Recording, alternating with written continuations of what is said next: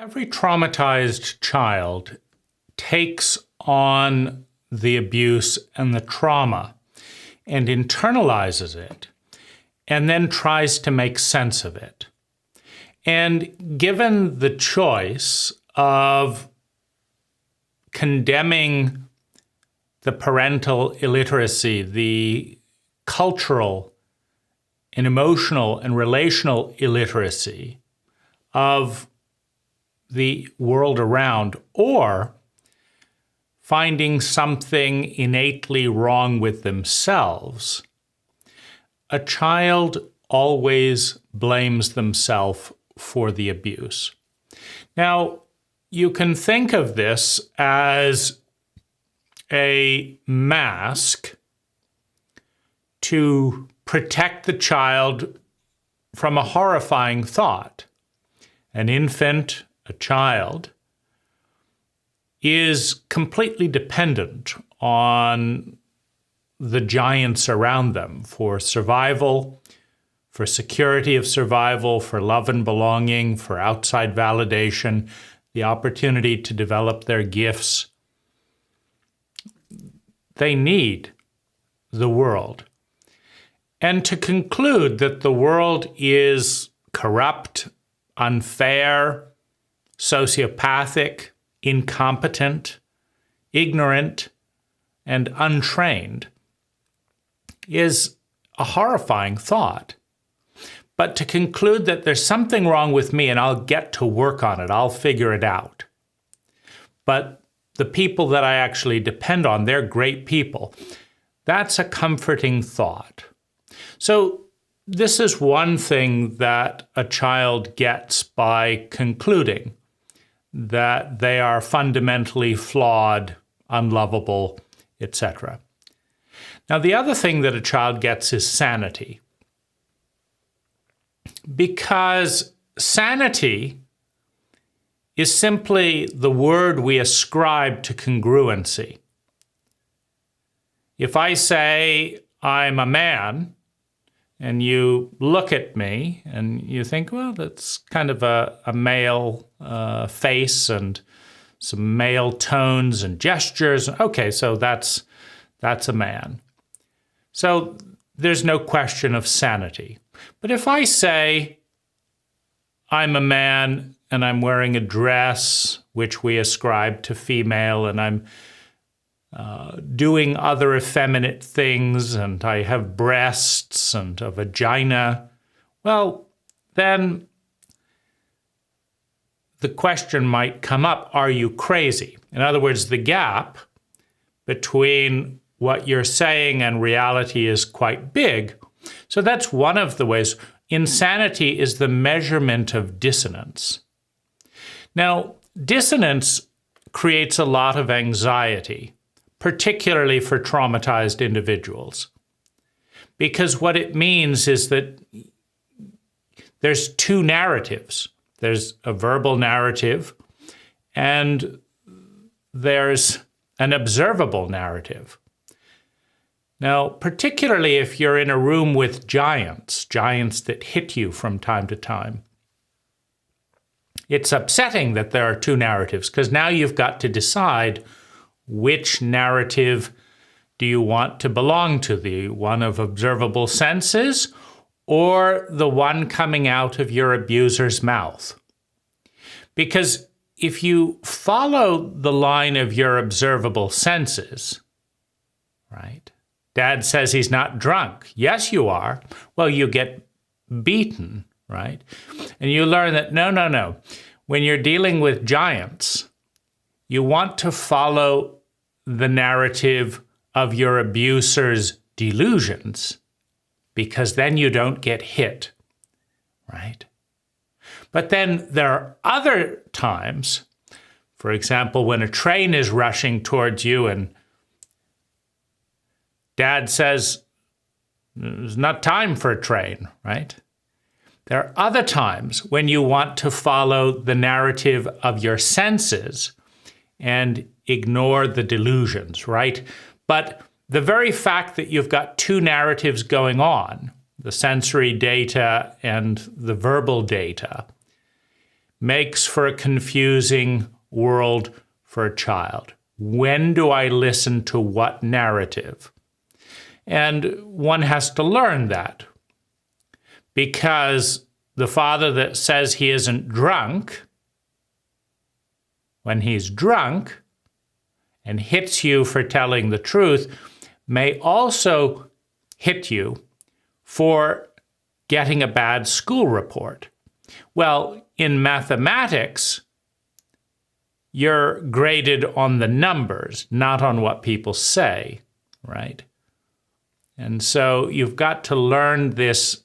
When do I follow which area? Like, what story do I follow? And that's a complex thing, because people who have double narratives, who diverge from reality, are diverging from reality because they cannot accept the truth. And among the many truths that they cannot and will not accept, so this tells us we're in the terrain of shame, right?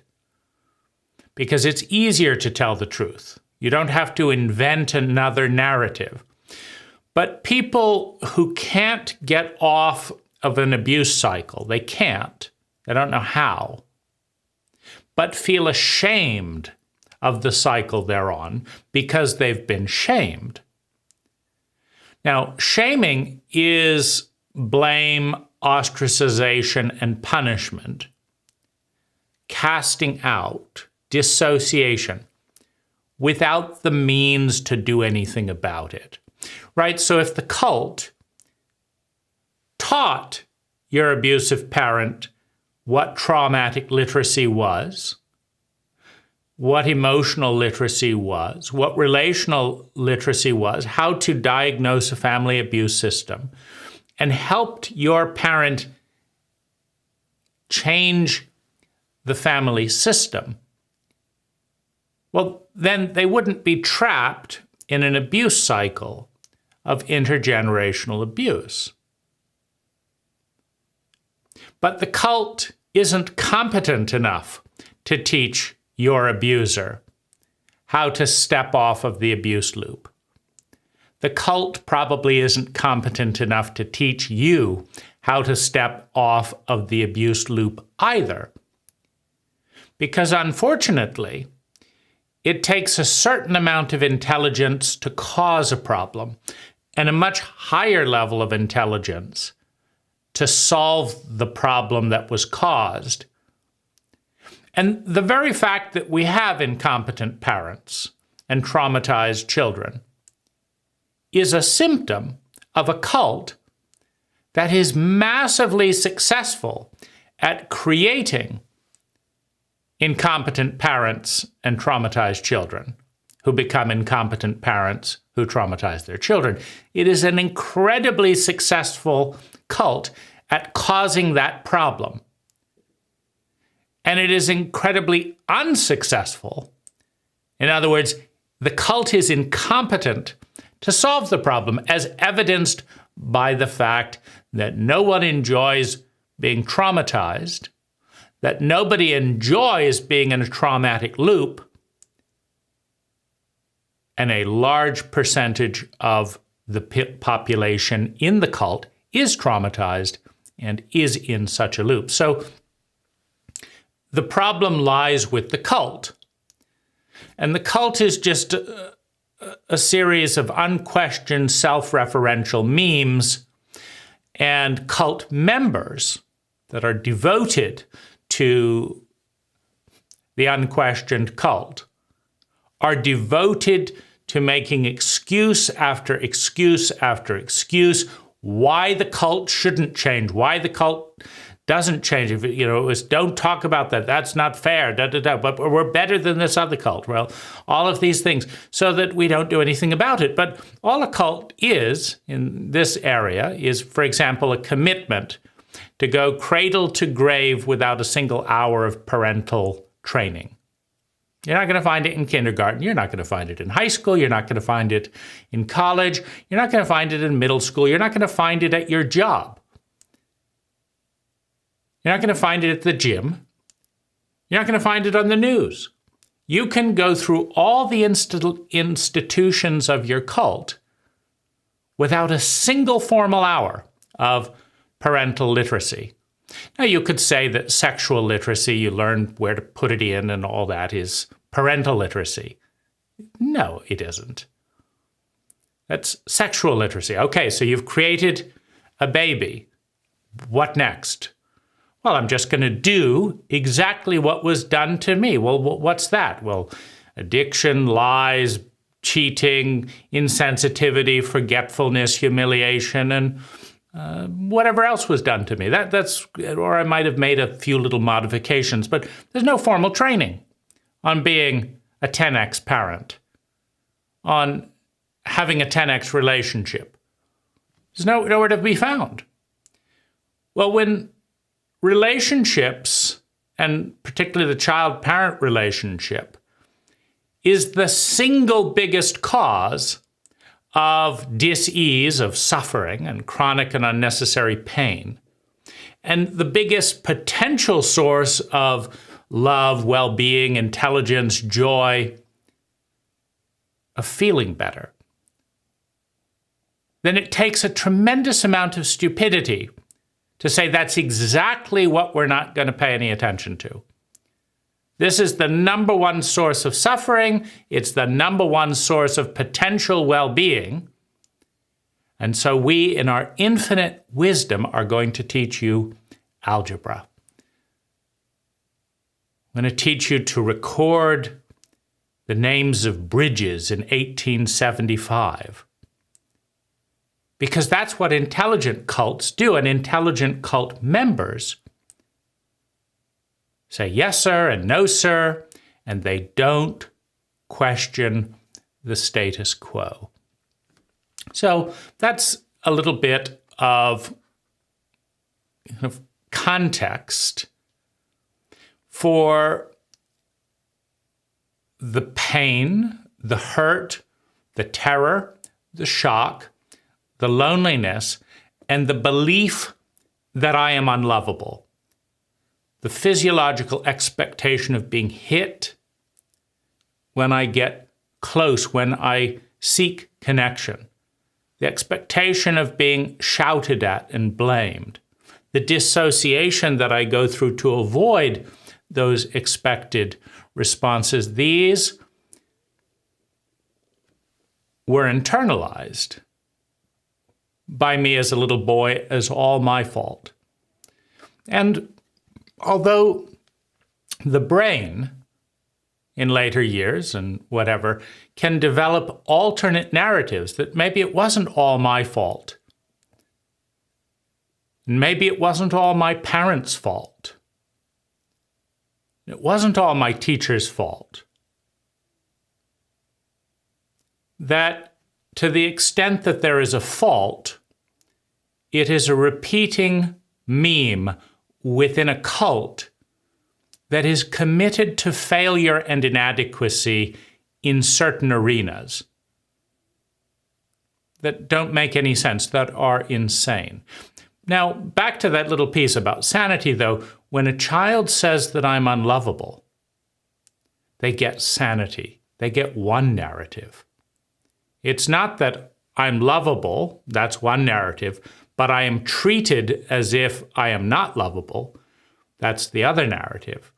No, I'm treated as if I'm unlovable, and I'm unlovable. It's a much simpler narrative. It conserves energy, it makes sense, it doesn't ask, and it doesn't point the attention outward, because to say that I'm very, very lovable, but not a single one of the giants is capable of competent love, is horrifying from two perspectives. First of all, in a shame-based cult, when you learn that somebody is incompetent and ignorant, you don't teach them, because if the cult knew how to teach them and had the resources to teach them, it would do it already. So rather than threaten the status quo, because it's very upsetting for cult members to hear, I belong to a cult that makes very little sense, that doesn't have my best interest at heart and doesn't have the resources and intelligence to do anything about it, and I don't have any other place to go other than my cult. This is where I have my passport. This is what I know. I don't know anywhere else to go. But where I am doesn't work very well. That's a very upsetting thought. And it's one of the things that you'll find in abusive families is, I'm the oldest of 5 siblings. And so by around 13, I began to grasp some of the abuse and some of the incompetence in the parents, in the teachers, and then it starts to ripple out because you realize that the parents and the teachers are not just coming out of an isolated box. They're part of a system. They were trained by other giants that were doing this thing. They were taught that from their parents. So it's not all that personal to my parents. But when I began to challenge and verbalize any criticism towards my parents, there were several responses.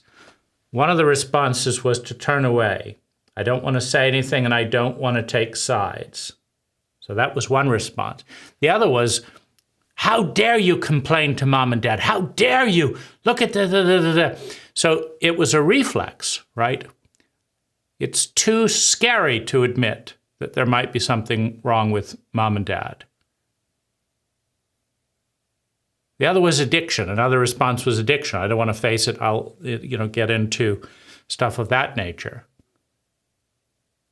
So a variety of responses. And my father, who was intelligent enough to grasp the accuracy of my criticisms, kind of dissociated from me. It was kind of a deal. You don't tell me the truth and I will just ignore you. But if you start telling me the truth, I'm going to gang up on you with my superior financial and other clout to make your life miserable. Because I don't want to really talk about or be seen in this world where I don't know what I'm doing, but I'm abusing you. And my mother just, dissociated and, would try to hit me. And when I stopped the hitting, which isn't that hard at some point inside, she was no longer the giant. Once I grew to be taller and heavier than my mother, then she wasn't the giant. Now, she continued trying to hit me, but when I put a stop to that physically, then she just dissociated and turned away and continued hitting the siblings who were smaller than her, right? So that's the response. And the whole thing is incompetent.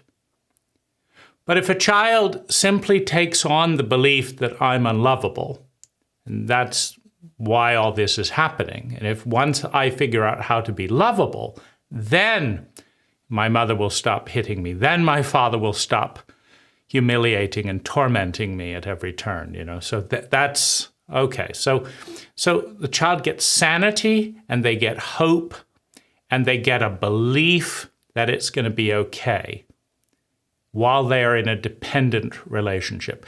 Now, this is also why it's around adolescence that the antipathy, the sympathy of the child, the unquestioning surrender and absorption of the cult. And you have the antipathy, the criticism. Wait a minute. All this time you've been saying don't eat dessert before this, but you just went in the kitchen and had a sweet before dinner just because you're a bully. There's no basis for this. You're ramming these things down our throat and punishing us while you're not actually doing these things. There's a problem with the equation. If it's good, then why aren't you doing it? If it's not good, why are you telling us to do it, right? There's a problem with the equation. So anyway, the biological imprint of fear, shame, shock, loneliness, pain, sullen anger, hurt, and eventually hostility towards a cult that would do this to an innocent child and then blame the child. Because that's what incompetent cowards do. They not only don't know what they're doing, but they blame the weakest, most vulnerable, youngest segment of the cult for all their problems.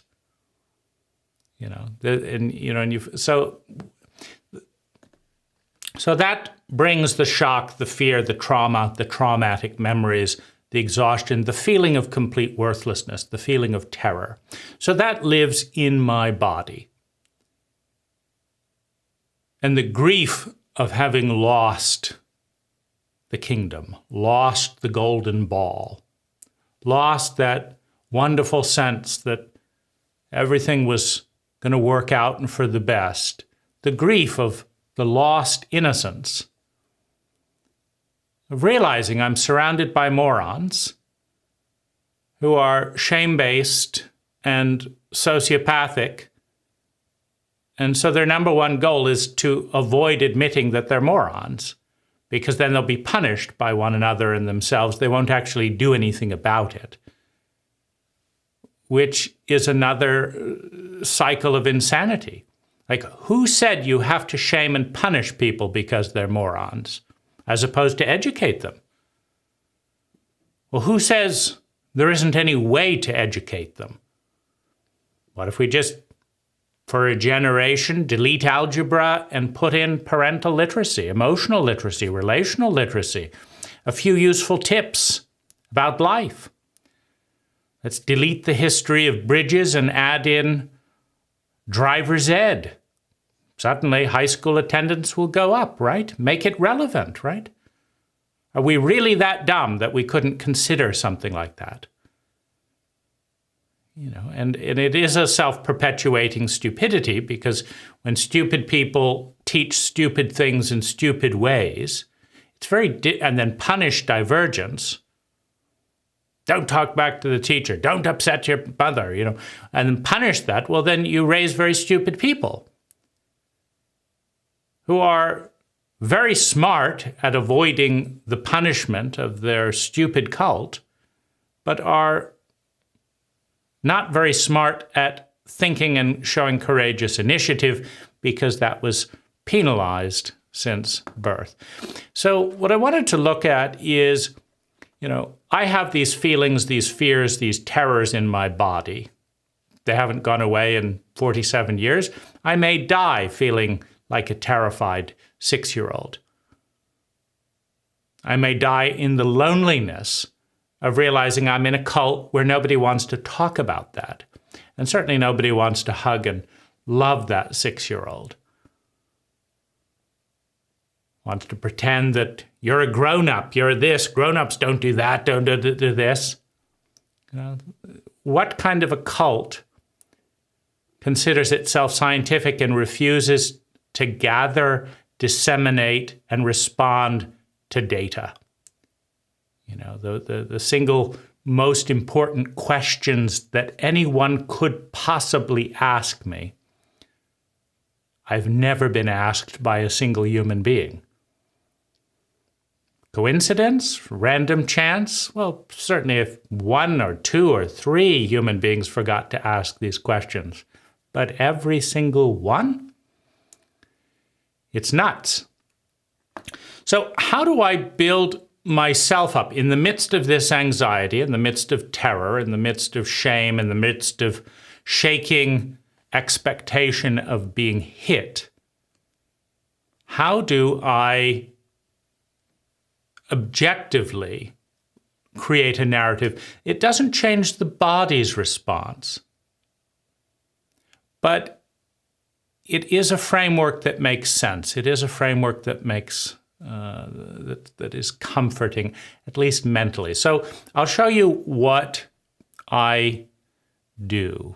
So the first thing is looking at the circle. The circle, the sphere, the one, the unconscious whole, is the foundation of all things. It's before we fell out of the garden, right? We fell out of the garden with the distinction, with the knowledge the knowing of good and evil with the language of distinction, right? Because there is no heaven and there is no hell before the cut is made. You have to make a cut in the whole that divides the one into two. You have to draw a hole, you have to conceptualize it, and you have to cut it into two, up and down, him and her. So you may have noticed in the American cult in recent decades, men have come under attack. As a man, I've come under fear and suspicion and attack around sex, around speaking, around knowledge, around money, around being white. And I've witnessed animosity towards wealth. I've witnessed animosity towards company ownership, towards investors, towards any number of things, towards consumerism. So, is it a crime to be male? Is it a crime to be in a leadership role? Is it better to be an employee than a company owner? Are employees more virtuous than company owners, for example? Well, it all starts with the one. You divide it into polarity. Now, what any scientist will tell you, and one of my great comforts has been science. Now, what I mean by that is nature doesn't lie. Cults can be pathologically insane, and trees don't suddenly grow all their branches on one side out in a sunny meadow. I mean, they might if there's another tree right there, but give a tree a choice, and a tree will develop branches in all directions. A tree is not a bigot. It doesn't pretend that the South is better than this or that or the other. So you look at nature, and nature tends to make sense, and nature tends to be sustainable. Now, how do you know nature is sustainable? How do you know life is sustainable? Well, 25 billion years ago, according to the current myth, there was nothing at all. And then, poof, life came into an existence. The Big Bang, we call it, right? And 25 billion years later, that little puff of energy, this big. I mean, let's give you a bit of energy this big and give you 25 billion years and have you create the entire multiverse out of that. That's good enough for me. So out of this big, less than the size of a pea, life has created everything imaginable, and we're just getting started. That's a sustainable model, right? Banks may be going belly up. Politicians' reputations may be going belly up, but life is not going belly up. Life gets bigger every single day. Life gets older. Life is not anywhere near dying, right? Life is big. That means sustainable. What that means basically is that life has a design that took something this big in a millisecond. So life started with a millisecond and this much space. And through careful investment, called the power of compound interest, through careful investment of life back into life, life has grown so big that we can't count the time and we can't count the space. And there are more than 1 trillion estimated planets capable of producing life, and life's just getting started, and it gets bigger and more complex and more interesting every single day. That's how big and great life is. Now, people, not such a great track record. Major companies go bankrupt all the time. So if you're going to choose a teacher, why not choose life? And one of the best ways to study life is to go forth with measurements and numbers. This was the angel who came to Descartes and prompted him. An angel comes to Descartes in a dream. René Descartes, coming home from battle, has a dream. Go forth and measure with numbers and words, measurements and numbers. So Descartes starts this process. Now, if you measure a sphere, the ultimate expression, the most graceful shape in the universe, if you measure a sphere and then divide it into two, and then measure each half, they are exactly equal. So where does bigotry come in? Where does bias come in? Not from life, not from mathematics. You cut the one into two and you get two equal halves. So if I'm a male and I'm being measured against a female in the abstract, the measurement, if it's real, will come up equal. When you take a polarity and reassemble the one, you're starting with two equal halves. If you aren't, it's because you don't know how to use a knife. It's not because there's anything wrong with mathematics. So humans don't exist without males, and they don't exist without females. They are equal. So the intelligent assessment is that males and females are equal. The stupid assessment of ignorant cults are first that men are better than women, and now men are worse than women. Both of those are wrong. They are neither better nor worse. You cannot get any scientist to measure one half of anything as being heavier or lighter in value or weight than anything else. Every polarity is equal. So that's the starting point. The cult is wrong about gender politics. Now, there are plenty of women and there are plenty of men who are applying cult politics and superimposing it on the data, causing tremendous suffering. But as relatively equal parts, right? As relatively equal halves of a dynamic, I'm not sure that there's a case to say that men are solely responsible for the chauvinism around men.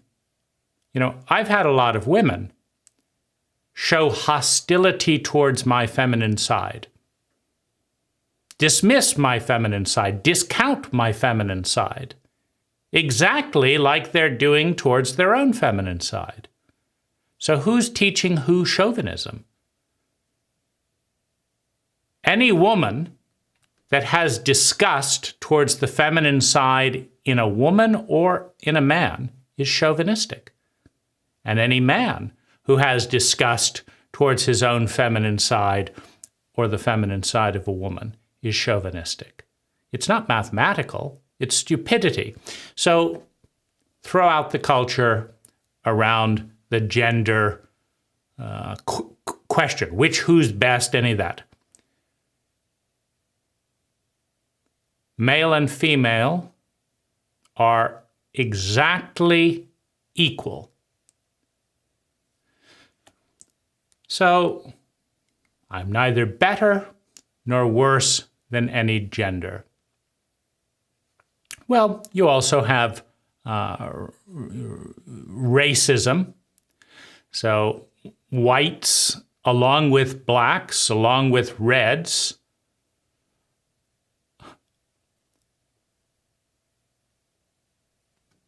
throughout history, there have been slaves, and there have been people who treated other people inhumanely. You can go to a tribal region in the Amazon and find cannibalism to this day. You can find barbaric treatment of young girls in Africa to this day.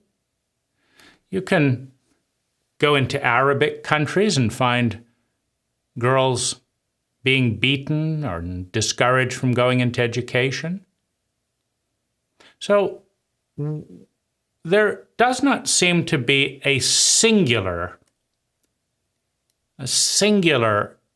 aspect to whiteness, to Americanism, etc. that is particularly stupid and cruel and sadistic, etc. And there are some steps forward. We don't find many women and girls in America who are encouraged not to get an education, who don't have the right to vote. Now, we still have our stupidity. We all cling desperately to the familiar memes of an ignorant past. Not every homosexual is going to be treated well. Not every African American is going to be treated well. The whole paradigm, see,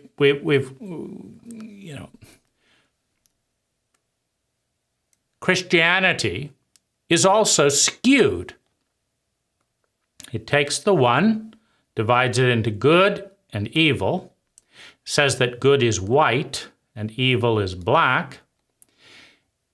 And what we've just learned about geometry is that that's faulty. It's faulty to cut the one into two and then pretend that one half of existence. So first of all, if you cut the one into two, male and female, good and evil, if you cut the one into two, they're always two equal halves. And no business owner of any caliber would suggest taking their inventory of resources, cutting it in half, and throwing out half of their inventory. It is an idea, by the way. You're not actually cutting things in half. When you cut the circle into two, you're just doing it with language. You're not actually doing it. It's a theory.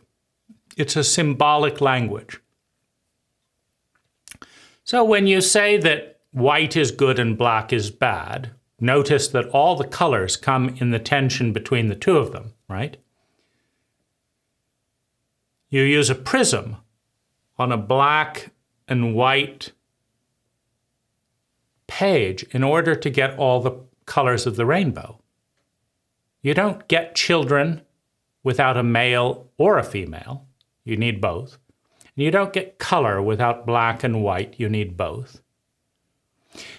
And you don't get most of the possibility field of life without the combination of spicy and not spicy, hot and cold.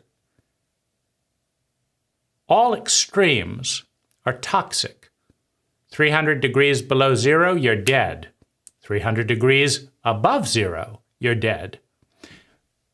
3,000 degrees below zero, you're dead, right? The more you move towards extreme, the more toxicity there is to an organism like ourselves. So this puritanical idea of, virgins singing around, singing stuff and never doing anything aggressive or anything like that is just stupidity. It's not how life works. Those idiots would be shot down by Nazi Germany in a moment, right? So you're just handing the world, you're disowning part of your own life, part of your own probability field, and you're handing that to the projected villain. Right? So life, if it teaches us anything, says that possibilities keep getting bigger in all directions. Now, you can take a sphere and you can cut it in half. It just doesn't drive very well. And so if we pay attention to geometry and look at life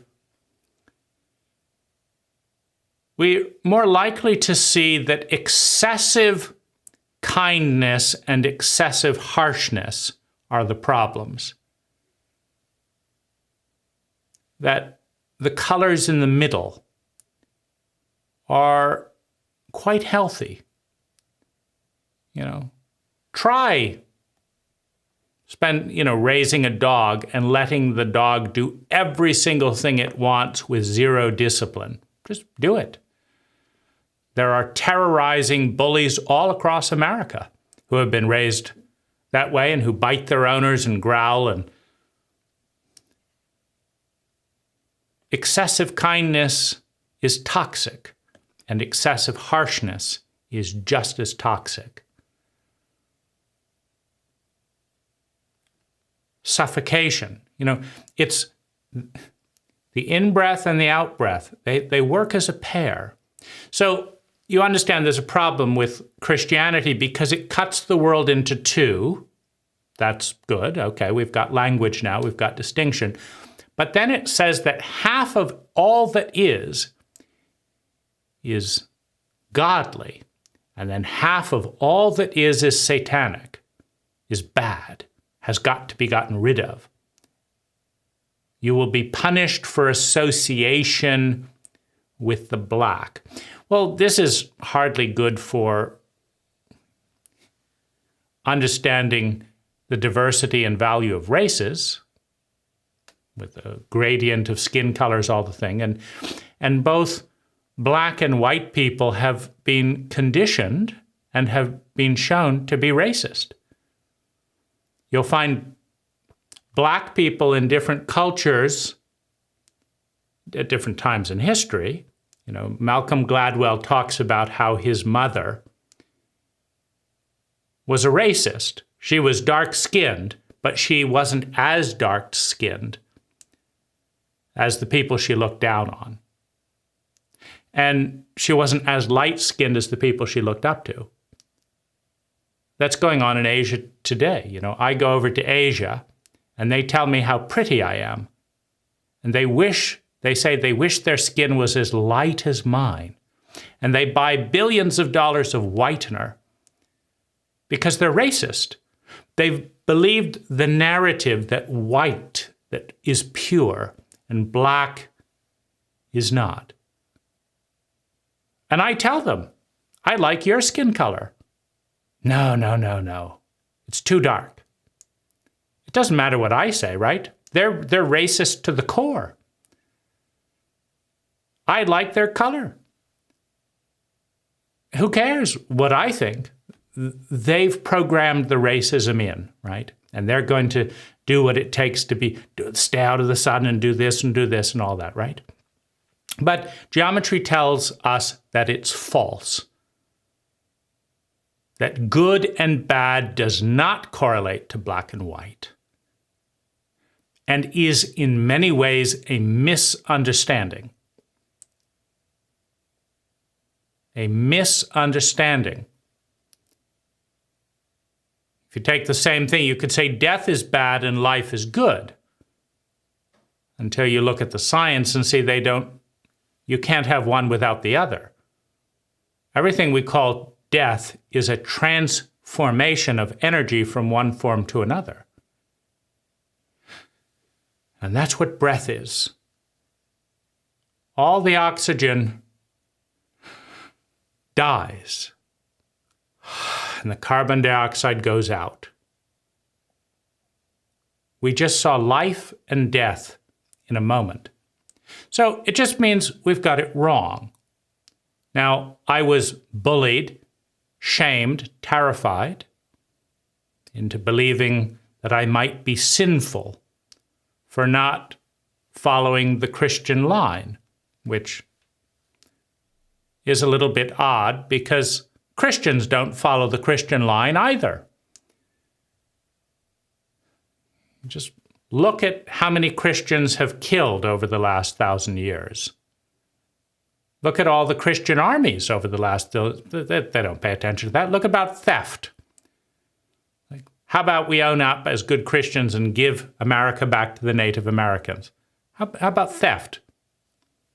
Christians have been some of the biggest thieves around. What about adultery? You find America the land of the faithful? No. You'll find less adultery in Muslim countries. So we're hypocrites, for one. We don't actually live like, and thank goodness in some ways, right? Because we certainly wouldn't be where we are today if we actually paid attention to the illusionary sphere that we cut into two and discarded. What we've really done is created a cult of secrecy and a cult of hypocrisy, where we pray to God while going off to war and thank God for killing more people than they killed, right? And we happily steal, as long as it's the government stealing your taxes and all of that, it's like we've given them the right to steal. It's not stealing. You don't want to give it up, you can just go to jail or be shot, right? So have we stopped coveting as Christians? Do you know any Christians that don't covet? I want that. They've got that. They've got that, right? About lying. Constant. So it's nonsense, right? Other than terrifying children and making them confused, why don't we just say we're Christians, we believe in killing, we believe in thievery, we believe in changing the laws to suit our benefits and our group just like every other group has done. We believe in acquisitiveness. We believe in competition. We believe in the right of advertisers to brainwash their people into acquiring more and more. The lion may lay down with the lamb, but we're going to kill all those lambs and all the cows and all the forests to accumulate more. The meek may inherit the earth, but meanwhile, we'll be dominating it. It's nuts. So, so this I just give back, right? I'm a bad boy who deserves to be punished. Go fuck yourself, right? If you don't have the intelligence to acknowledge your own stupidity, why are you lecturing me, right? So that's, read a little bit, pay a little bit of attention. Of course, this isn't the narrative. This is taboo, right? So you have to decide here, as an abused cult member, do you pay attention to your observable facts, reading the history, looking with eyes around you, or do you pay attention to the gospel of the cult that says this, and this, and this is who we are, right? We said we went to Iraq to eliminate weapons of mass destruction, but what we did was we went to Iraq and we became a weapon of mass destruction. What do you call killing 1 million innocent Iraqis in search of a weapon of mass destruction? Don't look any further. 1 million people dead for the illusionary and actual crimes of one man, who then we pretend to protect and go through trial. What about all the kids that were blown up by these smart bombs that blow up children? We don't have to look any further. So do you pay attention to the parental truth or the narrative about how we're going to rescue and bring democracy to the world, right? Bring freedom and hope. All those smart bombs. Blow up our young men and children, conscript them into mandatory service in Vietnam, drop. So you can read the dogma or you can observe with your eyes. This doesn't create popularity, by the way. Most people are upset when their system, their cult, their family is brought into... But you don't have to go and pretend somehow that just because your cult is delusional and hypocritical and, doesn't subscribe to the book and all that. You don't have to pay particular attention to that. It's not as if the Russians or the Maoist Chinese have somehow transcended that cruelty or stupidity, the hypocrisy, the ignorance. It's not as if scalping people as Native American Indians was particularly transcendent, or cannibalism, or black people having black slaves and black people selling black slaves for money. It's not as if somehow one colored skin is the root of all villainy. In many ways, you could say that's punishing success. You could say there's cruelty here, and there's cruelty here, and there's cruelty here. But white people were cruel within a framework of law to some extent, corrupt law, certainly, but a framework of law and some values that they supposedly leaned towards, and was interested in free trade and technology, that those were useful. And so that cult spread at a time when the planet benefited from law, from the written word, from technology, which happened to be in the hands of people with white skin. I'm sure if we had been Luddites and tribal, and another skin color had seen the system of law and justice and free market economy and printing presses and technology and factories, I'm sure if any of those skin colors had developed those technologies, they would have spread the other way, because there are benefits to getting cheaper items.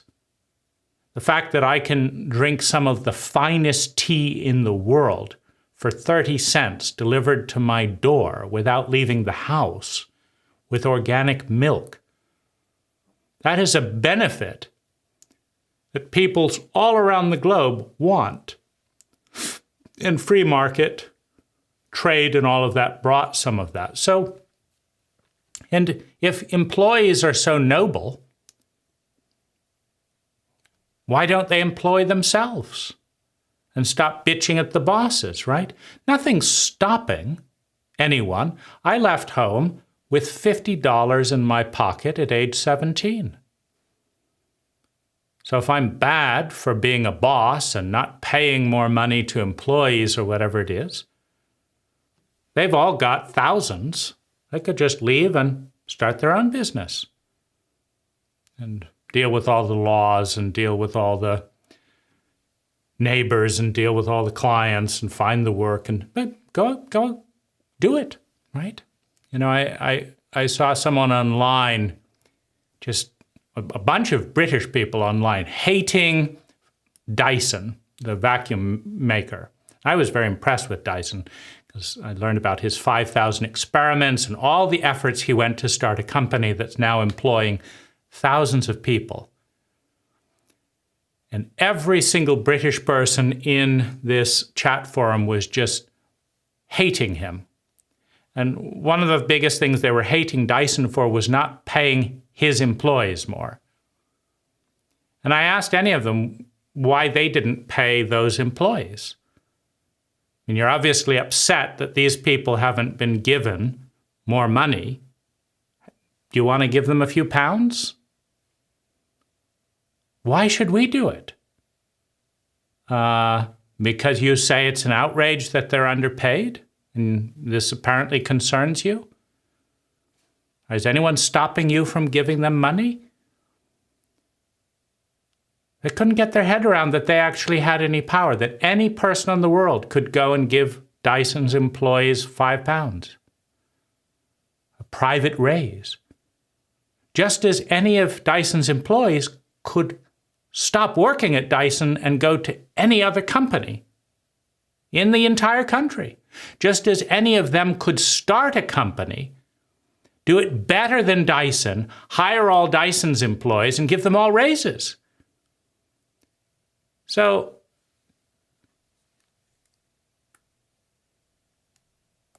if the rich are bad and rotten, company owners are bad and rotten, if management is rotten, and the virtuous employees are being,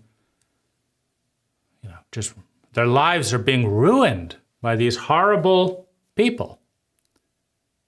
Well, so what if all the business owners just stop working and stop hiring anyone? What are all those employees going to do then? Go to management school, learn to become... Can you have employees without employers? So you can't have men without women, and you can't have women without men. It's called giving birth. It's called sex. So that doesn't make any sense.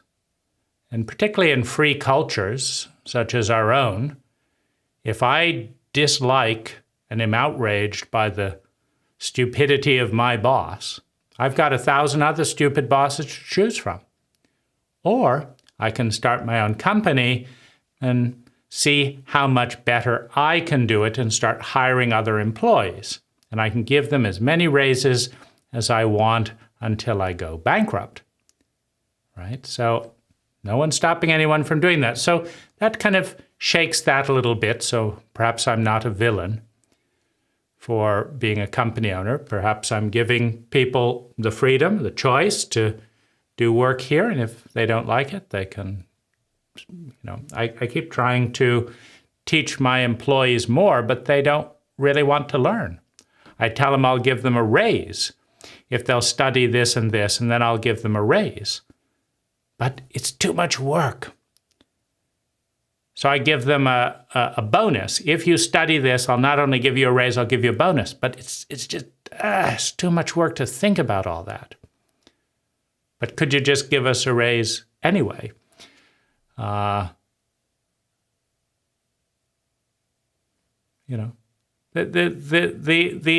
These things, could you give us a raise? If there's any other company in the country that you'd rather work for, just there it is. Head off. Do that. So everyone is working the place that they believe, rightly or wrongly, is the best place for them. And they're all working as employees because they prefer that to the effort to start a business and a team and all that, or they would.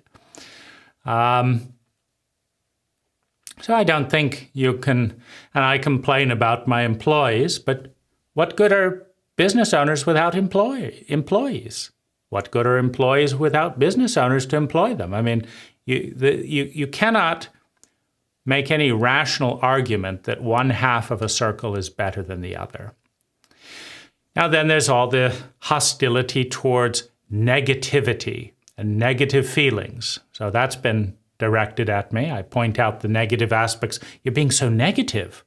How horrible, right? So, well, first of all, in order to be positive about anything, you have to be negative directly or indirectly. You can say, those people. We don't have those kinds of thoughts about those kinds of people. It's about as indirect as it gets. But we're like this, and this is the better way, which is different from that, which is the bad way, right? So we do that with feelings. Be positive, be excited, look on the bright side. Don't be angry that, this and this and this. Don't look on the bright side. Don't be angry. Don't be hurt. Be positive, right? So this also doesn't make any sense, right? It's another false cut of the circle. Doesn't make any sense. Because if you're happy that you got a raise, because raises are good, then can you be happy that your best friend got fired and doesn't have anything? So what's the opposite of happiness? Sadness, concern, worry, but don't do that? Now, if you feel joy because something is flowing in a way that you find beautiful, will you not be angry if somebody blows it up, stops it? So, the entire focus on one set of feelings more than another is ignorance. A healthy person travels the sphere, from sadness to grief, to hate, to loneliness, to joy, to beauty, to wonder, to curiosity, to apathy, to overwhelm, to hunger,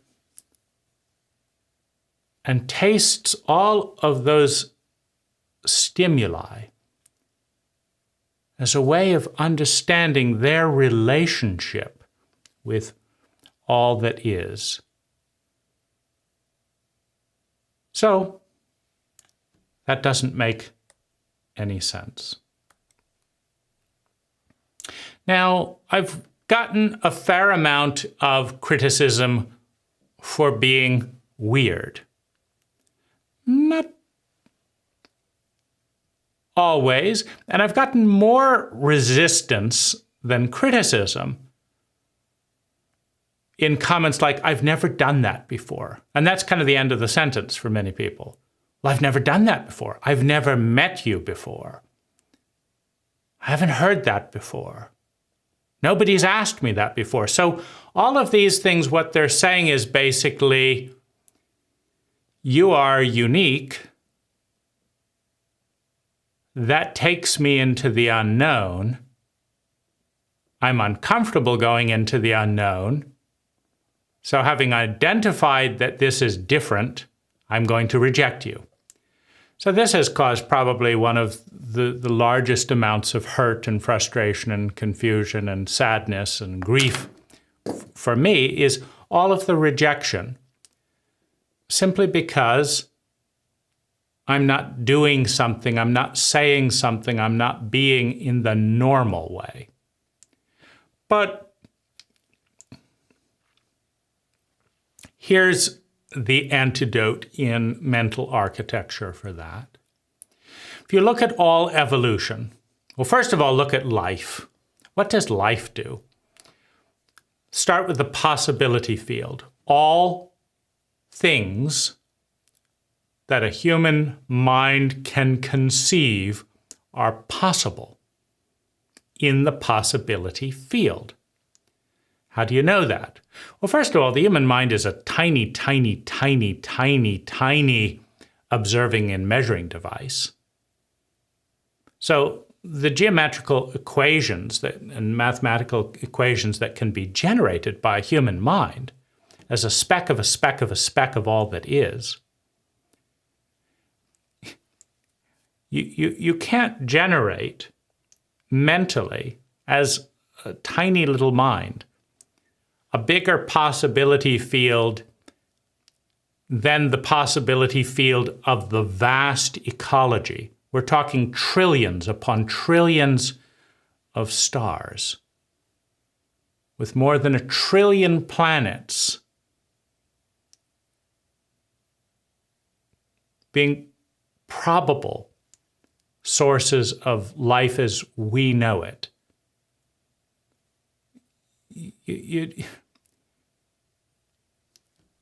Life is stranger than we can imagine. Life is bigger than we can imagine. And reality is bigger than the possibility field that you and I can conceive. It's really, really big. And what we do in the possibility field and then in the probability field and the actuality field is we create new patterns of energy, new forms of sex, where this pattern of energy and this pattern of energy come together And sometimes they form a synergy that is greater than the sum of their parts and is self-perpetuating. That's what a species is. That's what humans are. Male and female come together. They form a synergy. A child is born that has a higher possibility field than either parent because it draws on all the knowledge in the head start and can take it a little bit further. It's like the child begins the race, not in the Stone Age, not in the Bronze Age, but in the Information Age. Built on that foundation, it can take the species a little bit further. So, in that whole framework, life likes diversity. Life likes experimentation. And how life evolves is the child in the species, human species, the child copies the parents as best as it can. Then it rebels against the parents if it's healthy in adolescence. And then it synthesizes the best of both parents if it becomes an adult, not a grown-up, an adult,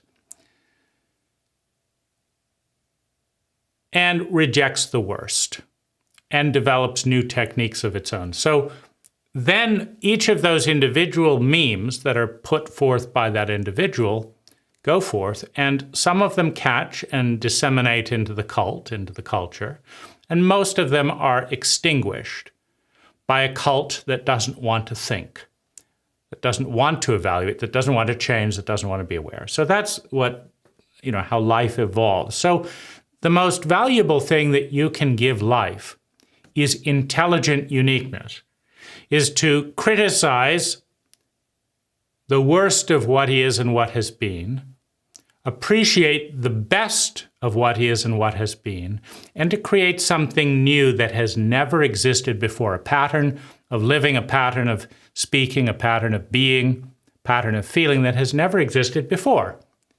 And to offer that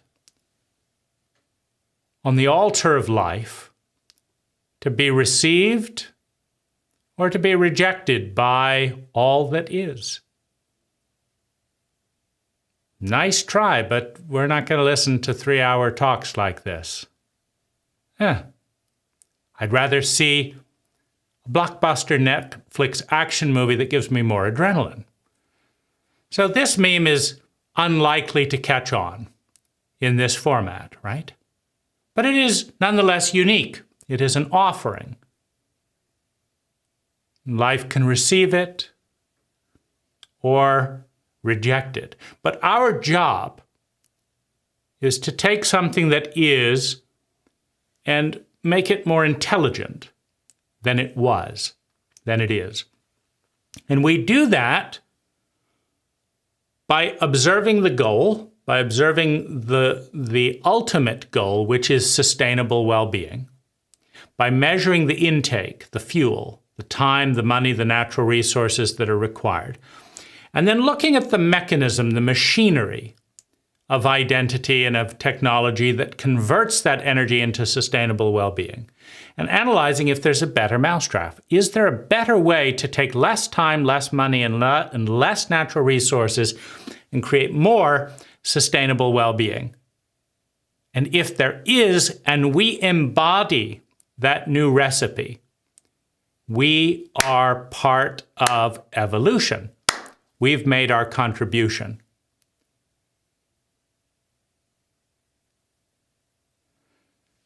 Now, it's up to the majority that is always wrong. This is another thing that's useful to understand, and I'll explain it in a moment. The majority is always wrong.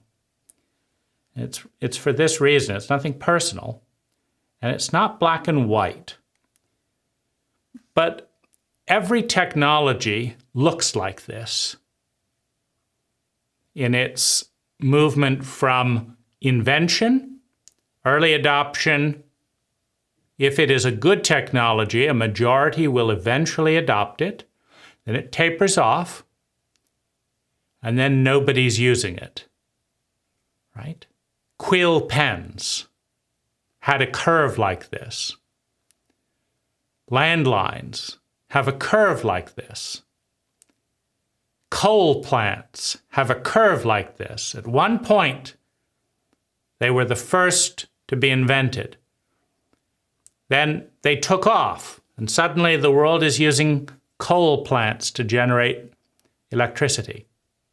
And then they're not so hot now that 4 million people are dying of respiratory problems every year. So they're dying off. Every technology has a bell curve of adoption and death. And that's life. Everybody does. You know, the oak tree starts out very small, it gets into a very big tree, and then it starts getting rotten, and then it dies. So the majority are always here. The majority is never an early adopter. The early adopters are a very small group of people who are right after the innovators, the creators. The creators are always ahead of the majority. And the majority, in the majority of cults, attack, demean, deride, and do not give support to the creators. If man was meant to fly, he would have given him wings. I'm not investing in that rubbish. The public doesn't want electric cars. Tesla is going to go bankrupt, say the short sellers. Say the incompetent behemoths of GM. And so the creators do something ahead of everyone else, and no one agrees with them. And it is the very best thing that has ever happened before. Creator is the first one to adopt the new technology. Then the early adopters. And only then, after all of the hate, all of the fear, all of the stupidity, and all of the ignorance is thrown at that innovation. I'm not going to buy a $1,200 fax machine. Nobody else has one. I'll just put a letter in the mail, put a 30-cent stamp on it, right? After all the hatred and all the stupidity is thrown at the innovation, it blows up, and then people adopt it and copy it and use it, right? And it's the new thing. Until, as always happens, a new creator creates something even better. It's the birth and death cycle of every innovation until the new thing is created by an innovator, by a creator that is better than the fax machine. It's called email, right? It's called digital fax machines on $100 tablets. Cost a lot less than $1,200 big bulky things. So that's the innovation cycle. And the majority of people, having belittled it, ignored it, fought it tooth and nail, finally adopt it. But here's the thing. By the time that the majority have adopted whatever they've adopted, there is now a new creator, a new innovator that has created something better. And the majority is just as hostile and resistant and ignorant about that as they were about the thing they're now using. And that's why the majority is always wrong. Now, this is useful for me to understand because it's been puzzling to me why the most important innovations and ideas that I've developed have been met so reliably with so little interest. It's heartbreaking to wonder, and if I take it personally, to go to the effort of creating things that are 10 times better than the status quo, and do it for free, and then try to get people interested, and realize that they'd far rather waste time and energy doing it the old way than actually think clearly and intelligently enough to even evaluate the difference. And then to pretend that they're doing this to save time when they're wasting so much, it's absolutely heart-rending. There must be something wrong with me. Why is so much being fought so often? Well, the bell curve helps understand. It helps me understand what's going on. Because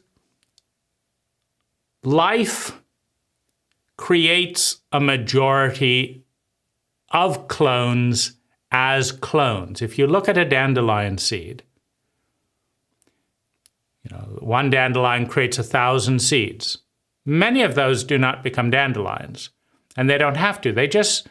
But if every dandelion creates 2 dandelions, meaning if 2 dandelions germinate and flower for every one that was before, so we just need 2 seeds out of those 1,000 seeds to germinate, well, then there will be lots of dandelions from kingdom, here into the future, right? So that's life's takes a bet on many things. So that's one thing. Now, most of those dandelion seeds are pretty much direct clones of the dandelion. But on the edge are mutations. In other words, life develops mutants,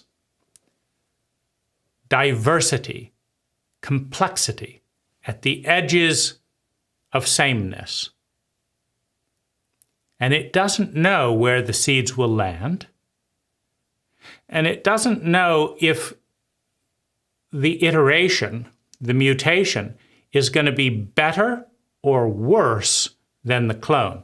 It doesn't know, which is why, if a seed is doing life's normal thing, most of them will be identical, and then some seeds will be a little bit more drought tolerant. And some seeds will handle bogs a little bit more. Now, why is this useful? Because life doesn't know where the seed is going to land. But what it knows for sure is if it lands in the exact same soil that it's growing in, the clones will do perfectly, and the dandelion will continue. And if it lands in a bog, the main seeds may die off, but the mutants that do well in a bog may take off. And if it lands in a desert, the seeds that do well in the desert that are more drought tolerant, they're going to take off. And if most of the seeds keep landing in deserts, eventually the drought tolerant strain of that variety will become the dominant variety. And it'll be the new normal. And then it'll develop something more. And and it may become more and more drought tolerant over time and slowly take over a desert, for example. Or the desert may go through a 20,000 year rain cycle and suddenly start to become more green. But my point is that life believes in diversity, in uniqueness, and in mutation. And life is always a winner. Because no matter which one wins, life wins. Life's got money on every hand in the bet.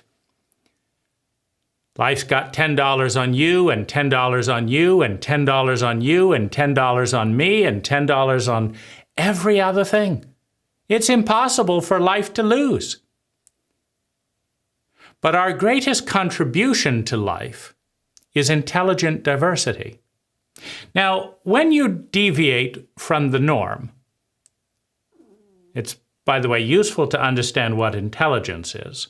Intelligence is a continuum of energy convergence, or of the conversion rate from energy to well-being.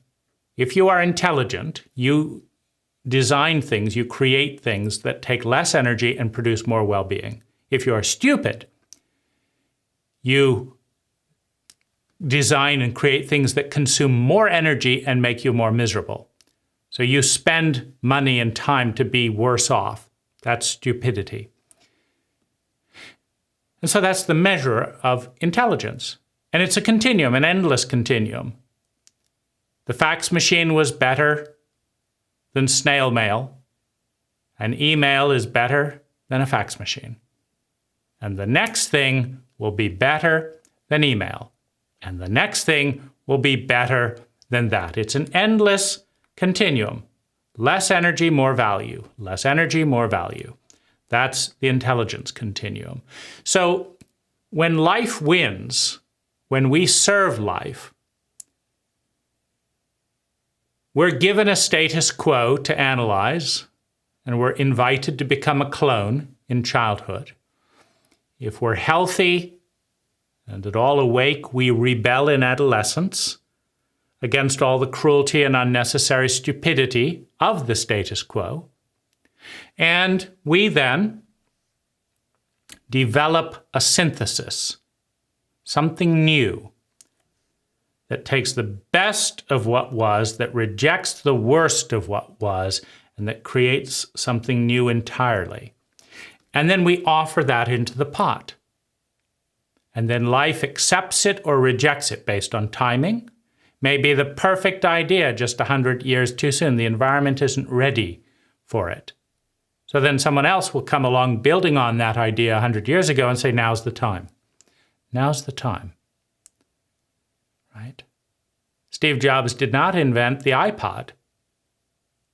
That was invented a decade earlier when the technology was too clunky and too expensive. Steve Jobs just got the timing right. Edison invented the electric car. Elon Musk got the timing right. So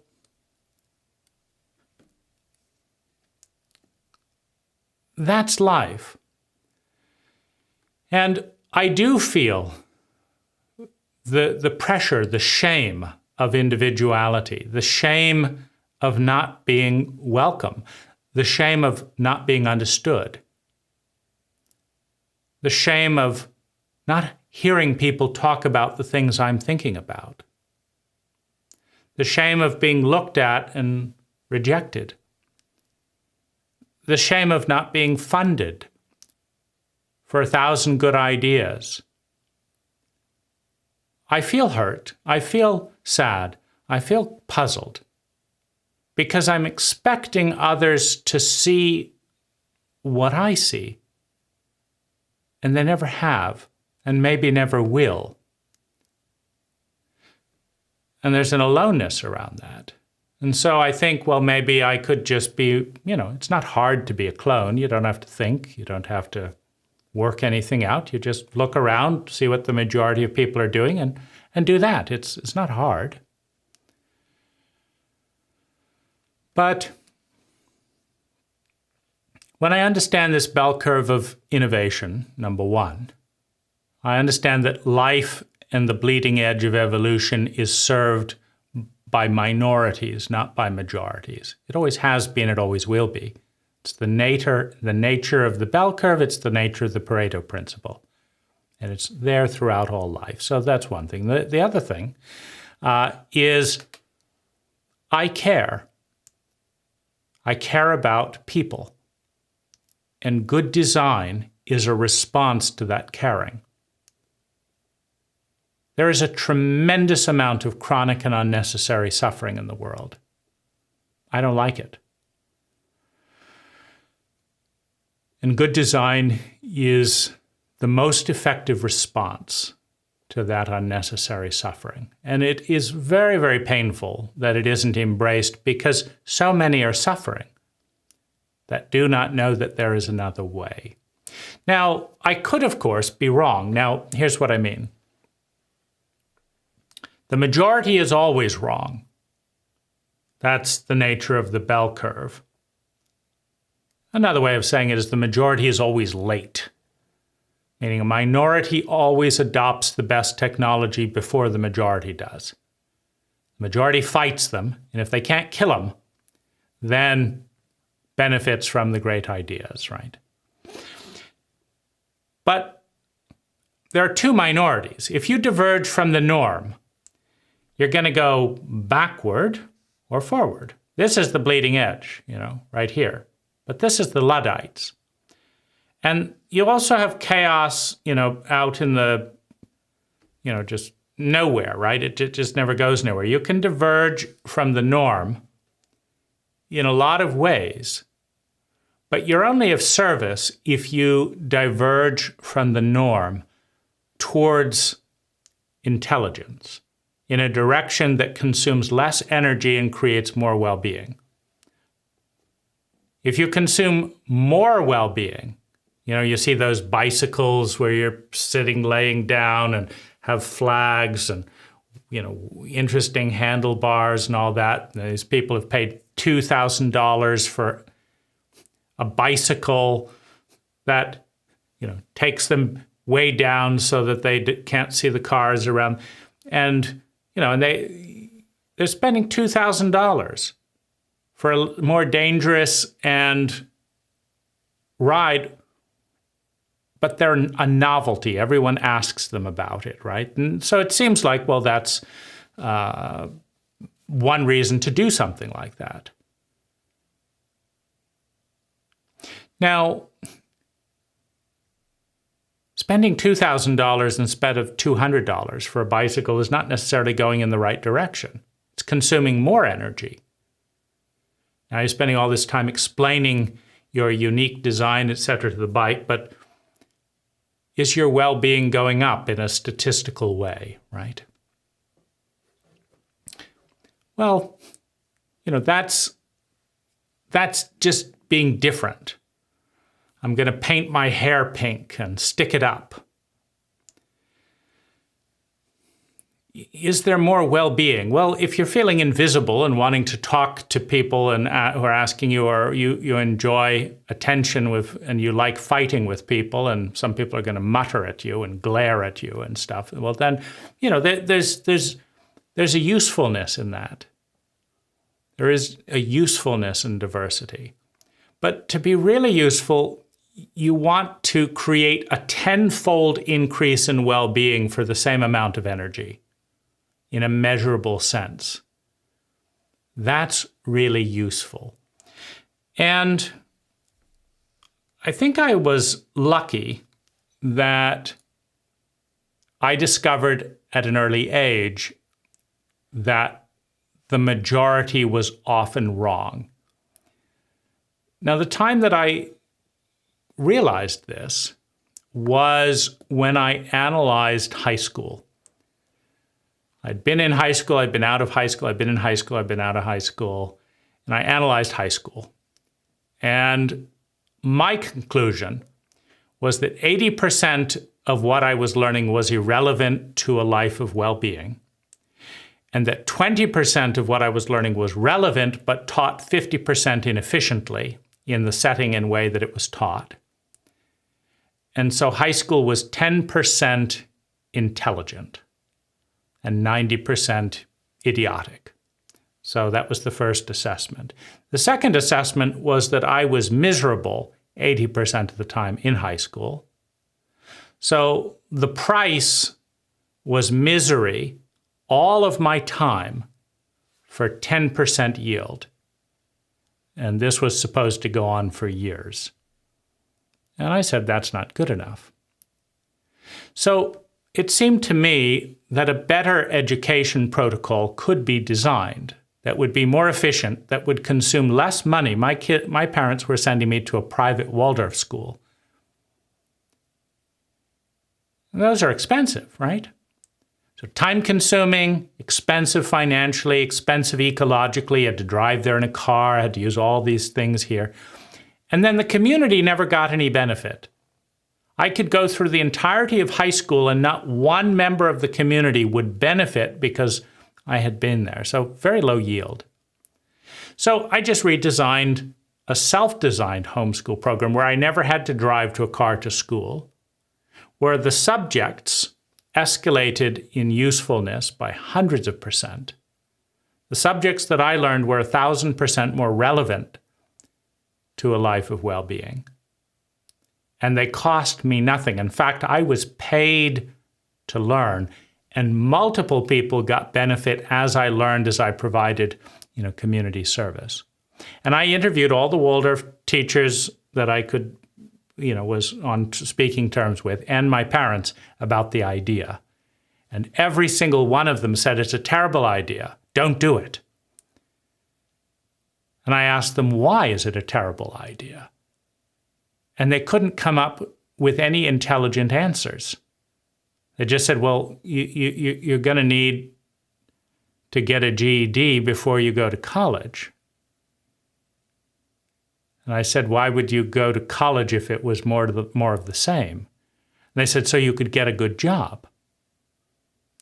And I said, do you mean to say that there are employers out there who would look at me and say, you've got excellent, unusual skills, and you're competent, self-motivated, honest, and hardworking, and we're not going to hire you because you don't have a bit of paper? And they said, yes. And I said, I'm not going to work for idiots. Why on earth would I try to work for someone who's dumb, who doesn't know as much as I do?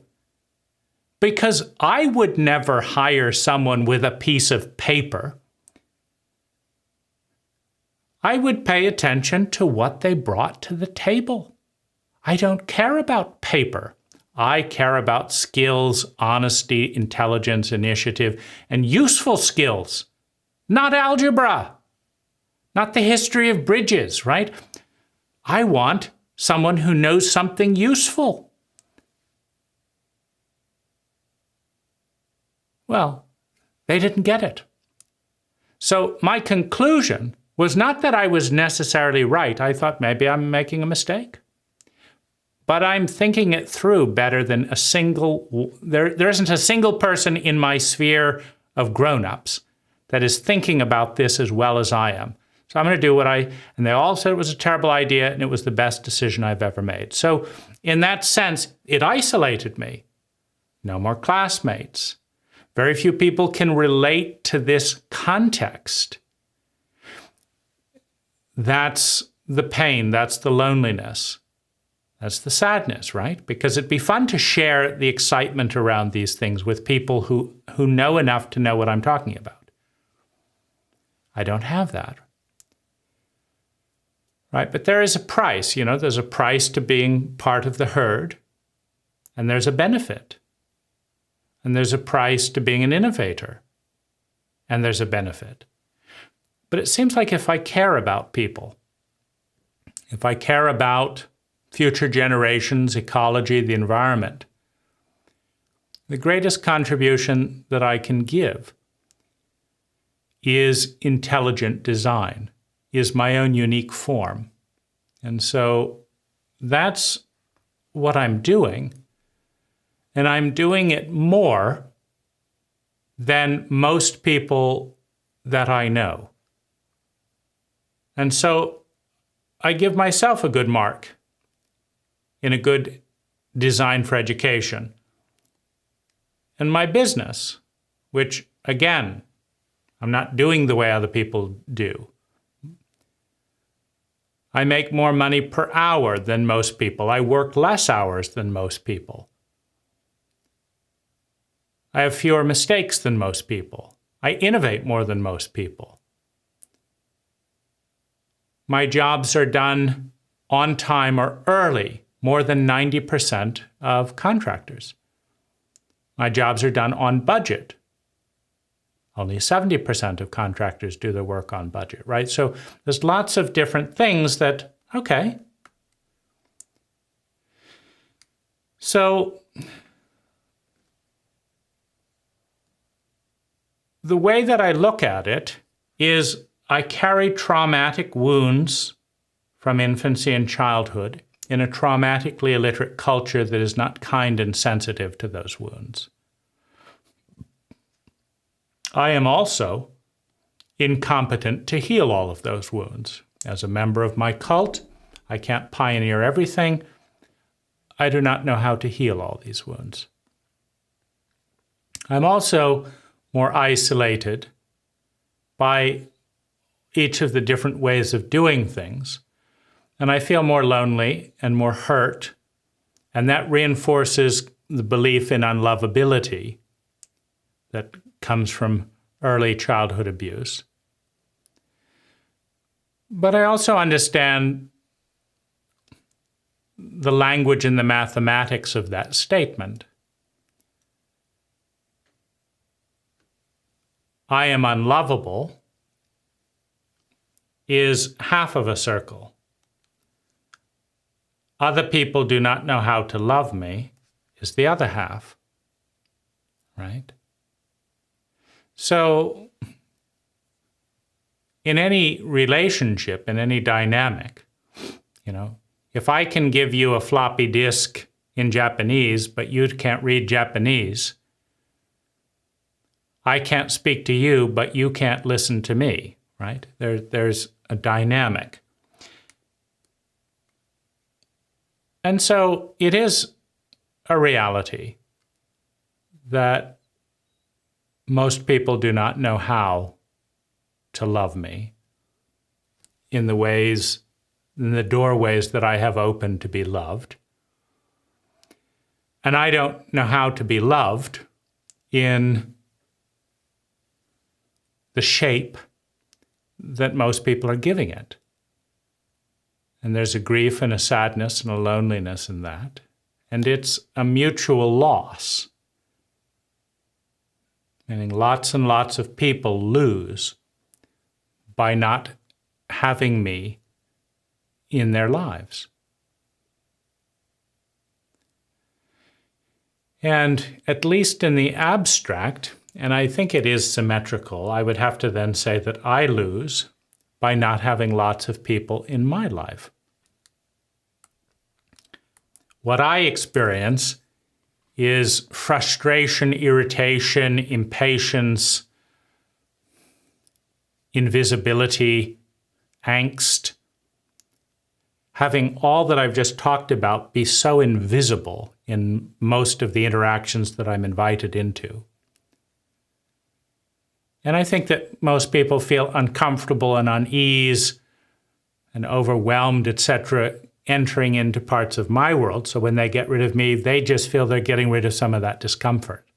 When I get rid of them, I feel I'm getting rid of some of the frustration and invisibility in favor of focusing on something like this, because I understand myself. So I've been present for this whole conversation. I haven't interrupted myself. I haven't said we've got to go. I haven't said maybe later. I haven't looked off and said, yeah, and not known what I was saying.